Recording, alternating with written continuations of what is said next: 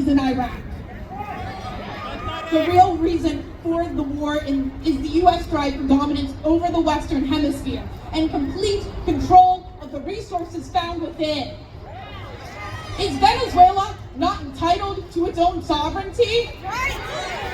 Venezuela is an independent nation who dares to use their own resources to make the lives of working people in their country better. That's right! Instead of enriching the lives of shareholders of Exxon or Lockheed Martin. That's right! The ruling class wants complete control over Latin America and the Caribbean. To stop nations from trading with China and to keep their puppet leaders in charge. Meanwhile, here at home, we witness yet another heinous act of ICE terror involving our own city. Yesterday, 2 people were shot by Border Patrol here in Portland through the window of their car. Our city! And in the media, we've seen the same justification for violence in Venezuela being used to justify the attempted murder of these 2 individuals. This comes only a day following the death of a legal observer in Minnesota, murdered in cold blood by an ICE agent. We demand justice for Renée Nicole Good. Video evidence proves that this was a murder, and any claim of self-defense is an outrageous lie.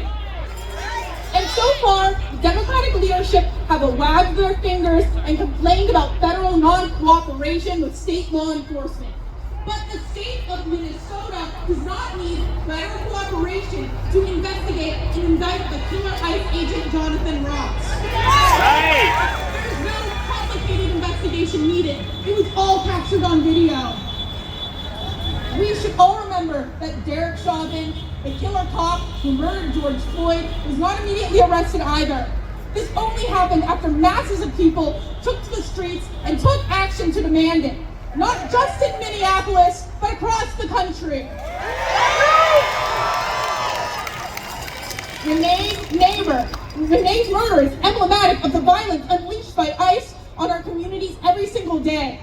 Last September, ICE agents shot and killed Silvero Villegas Gonzalez in Chicago. And last July, ICE chased Jaime Alanis, a Ventura County farmer worker, off a building where he fell to his death. Shame! No one has been convicted for these murders. The families of the victims have been given no peace, and neither Republicans nor Democrats have called for the punishment of the perpetrators. In fact, together they signed the budget that wrote ICE a blank check. Murders and shootings like these are inevitable as long as federal forces continue to terrorize our streets. In both cases, the illegal kidnapping of Maduro and the brutal murder of Renée Nicole Good, the working masses took to the streets in protest.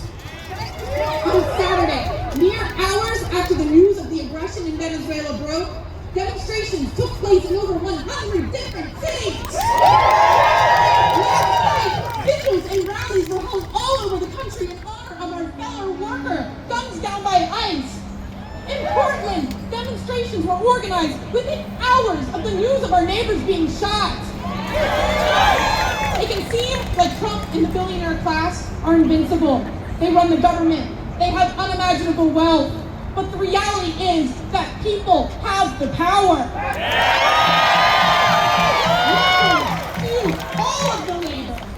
If we act together, the warehouses, the offices, the stores, the factories, and the farms cannot function. If we don't work, if we don't shop, we disrupt the status quo in a way completely impossible for the rich and powerful to ignore. That is the power of the People's General Strike. This will only succeed with broad unity and determination. If we are able to make a general strike in America a reality, this country can go in a completely different direction. Rather than just trying to hold on to what little we have left, we can enter an era where our rights are dramatically expanding. We can win a society where the rights of all people are respected and the essentials of a dignified life healthcare, housing, education, a job, safety are guaranteed. We can only win if we stand together in massive numbers. That's right! The Democrats want us to hang all our hopes on the 2026 midterm election. But our message is simple. Can we wait until November? No! Can we wait until November? No! We demand the immediate release of President Nicolas Maduro. That's right! We demand that our First Amendment right to protest ICE brutality be respected. That's right! We demand the immediate arrest of Jonathan Ross. That's right! And we demand an end to ICE terror in our streets once and for all.